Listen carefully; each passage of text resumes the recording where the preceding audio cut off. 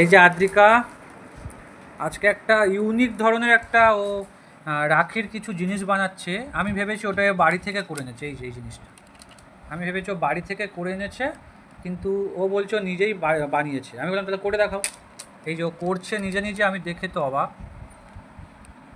এই যে এটা পুরোটা ও নিজে বানিয়েছে, আমি ওই প্যাটার্নটা জানি না, ও আমাকে এখন শেখাচ্ছে কীভাবে কী করতে হয়।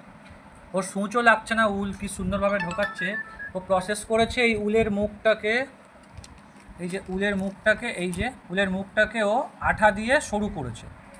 ওর সূচ ব্যবহার করছে না, আমাকে ও শেখাচ্ছে। দেখি কীভাবে শেখায়। এই দেখে নাও তোমরা। এই কি সুন্দর ঢুকিয়ে দিল, শাঁক করে হয়ে গেল।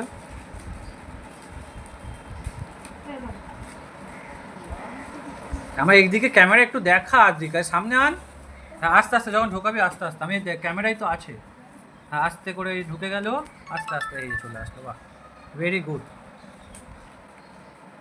এইটা আজকে দেখলাম একটু ইউনিক রাখি, তাই তো আদ্রিকা? একটু তাকা এদিকে। এই